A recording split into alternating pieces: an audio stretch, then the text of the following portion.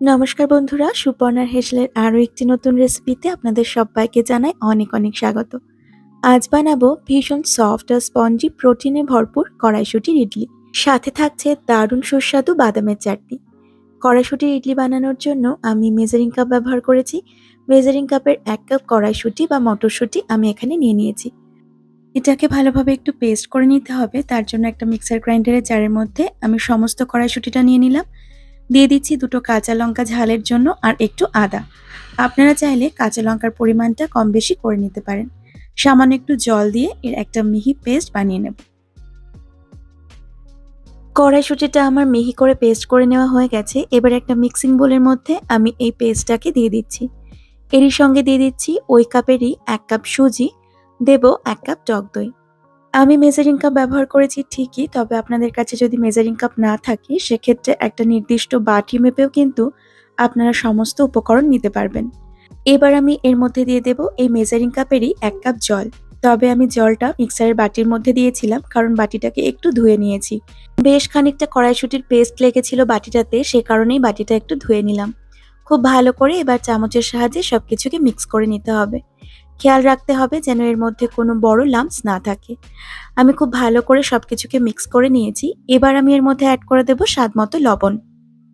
আর লবণটা দেওয়ার পর আবারও ভালোভাবে মিক্স করে রেখে দিতে হবে। যেহেতু সুজি ব্যবহার করেছি, সুজি কিন্তু অনেকটাই জল অ্যাবসর্ব করবে, তাই এটাকে কিছুক্ষণের জন্য রেস্টে রাখতে হবে। কমপক্ষে 10 মিনিট কিন্তু এটাকে রাখতেই হবে। যতক্ষণে এই সুজিটা ভালোভাবে ফুলছে ততক্ষণে বাদামের চাটনিটা বানিয়ে নেব। তার জন্য একটা ফ্রাই প্যান গরম করে আমি এর মধ্যে মেজারিং কাপে 1/3 কাপ বাদাম দিয়ে দিলাম। বাদামটাকে শুকনো খোলায় খুব ভালো করে ভেজে নিতে হবে। কিছুক্ষণ বাদামটা ভেজে নেওয়ার পর আমি এর মধ্যে অ্যাড করে দিচ্ছি একটা কাশ্মীরি লাল লঙ্কা। এতে করে রংটা খুব ভালো আসবে। আর কাশ্মীরি লাল লঙ্কার কিন্তু প্রচুর পরিমাণে পুষ্টিগুণ রয়েছে, সেজন্য আমি কাশ্মীরি লঙ্কা ব্যবহার করলাম। আপনারা চাইলে ঝাল শুকনো লঙ্কাও ব্যবহার করতে পারবেন যদি ঝাল খেতে পছন্দ করেন তাহলে। বাদামটা ভালোভাবে দেখুন ভেজে নেওয়া হয়ে গেছে। আমি ঠান্ডা করে খোসা ছাড়িয়ে নিয়েছি বাদামটার। এবার একটা মিক্সার গ্রাইন্ডারের জারের মধ্যে কাশ্মীরি লাল লঙ্কা আর ভেজে রাখা বাদাম একসাথে দিয়ে দিলাম। ওই কাপেরই 1 কাপ মতন আমি নিয়েছি ভাজা ছোলা। খোসা ছাড়ানো যে ভাজা ছোলাটা হয় সেটা। তার সাথে দিয়েছি 2 টেবিল চামচ মতন ফ্রেশ কোরানো নারকেল আর দিলাম স্বাদমতো লবণ।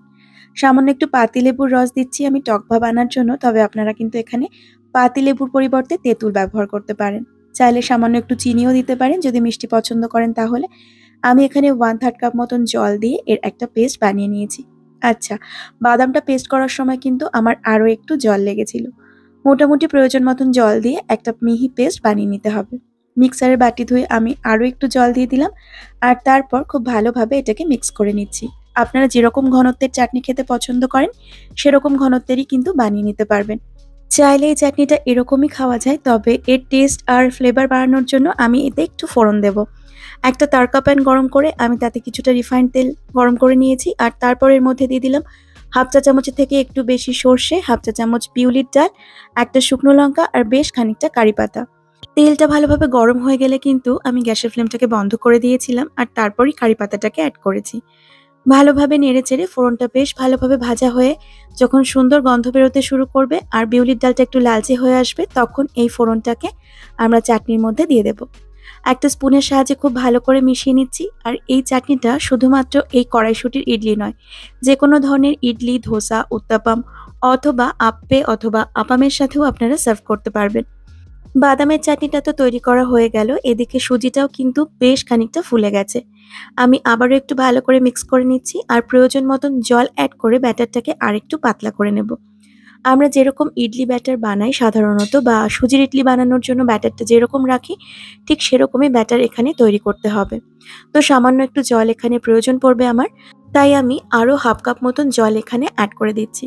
স্পুনের সাহায্যে খুব ভালোভাবে মিক্স করে নেব আর এই ইডলির ফ্লেভার আর টেস্টটাকে আরও বাড়ানোর জন্য আমি এর মধ্যেও একটা তড়কা দিয়ে নেব। তড়কা প্যান গরম করে নিয়ে আমি এর মধ্যে দিয়ে দিচ্ছি 1 চা চামচের থেকে সামান্য একটু বেশি রিফাইন্ড অয়েল। আমি এখানে সানফ্লাওয়ার অয়েল ব্যবহার করেছি। তেলটা গরম হয়ে গেলে 1 টিস্পুন সর্ষে দিয়ে দিয়েছি 1 টিস্পুন বিউলির ডাল আর এর সঙ্গে দিয়ে দেব কারি পাতা। খুব ভালো করে সবকিছু ভাজা হয়ে গেলে এটাকেই যে ইডলির ব্যাটারটা তৈরি করে রেখেছি সেটার সঙ্গে মিশিয়ে দেব। তবে তার আগে এই তরকাটাকে সামান্য একটু ঠান্ডা করে নেব। দেখুন এখানে সবকিছু বেশ ভালোভাবে ভাজা হয়ে গেছে আর বিউলির ডালটাও কিন্তু একটু লালচে হয়ে এসেছে। গ্যাসের ফ্লেমটাকে আমি বেশ কিছুক্ষণ আগেই বন্ধ করে দিয়েছিলাম আর আরো একটুখানি নেড়ে নিয়ে একটু ঠান্ডা করে নিয়ে আমি এটাকে মিক্স করে দিলাম।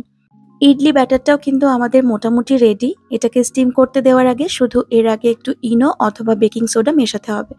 তবে তার আগে ইডলি স্ট্যান্ড বা ইডলি মোল্ডটাকে রেডি করে নেওয়াটা খুব দরকার। কারণ ইনো বা বেকিং সোডা যেটাই মেশানো হোক না কেন সেটা মেশানোর পর কিন্তু ব্যাটারটাকে বেশিক্ষণ রাখা যাবে না। সেজন্য আগে ইডলি স্ট্যান্ডটাকে রেডি করে নিতে হবে। সামান্য একটু তেল দিয়ে দেব আমি আর হাতের সাহায্যে প্রত্যেকটা ইডলি মোল্ডেই আমি একটু করে তেল লাগিয়ে নিচ্ছি। এতে করে ইডলিটা আমরা যখন তুলবো খুব সহজেই উঠে আসবে।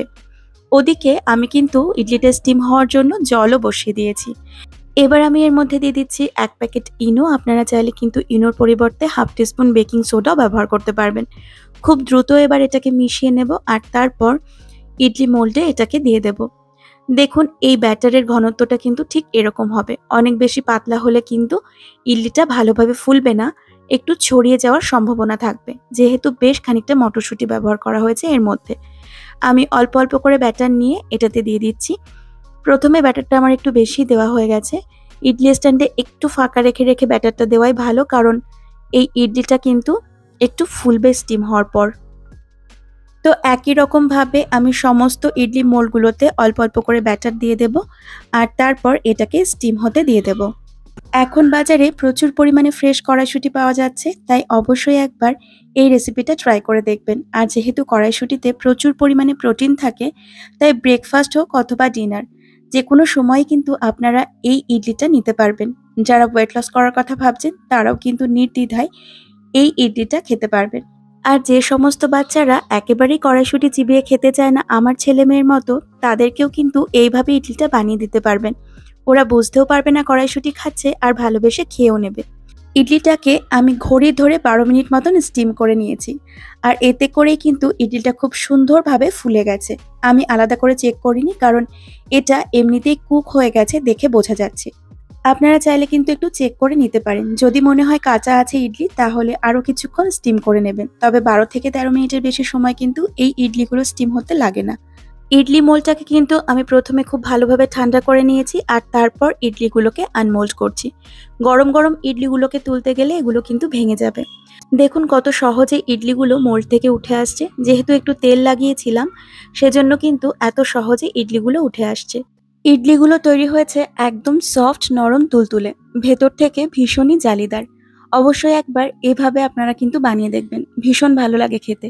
আর আমার আজকের রেসিপি যদি আপনাদের ভালো লেগে থাকে তাহলে অবশ্যই একটা লাইক করে দেবেন। চ্যানেলের নতুন বন্ধু হয়ে থাকলে চ্যানেলটি সাবস্ক্রাইব করার জন্য অনুরোধ তো রইলই। রেসিপিটি শেয়ার করে দিন আপনার সেই সমস্ত বন্ধুদের মাঝে যারা হেলদি খাবার দাবার খেতে পছন্দ করে। দেখুন ইডলিটা কতটা সফট এবং স্পঞ্জি তৈরি হয়েছে, একদম মুখে দিলেই মিলিয়ে যাওয়ার মতো। তাহলে আজ এটুকুই, আবার দেখা হবে নতুন রেসিপির সঙ্গে। ভালো থাকবেন সকলে, ধন্যবাদ।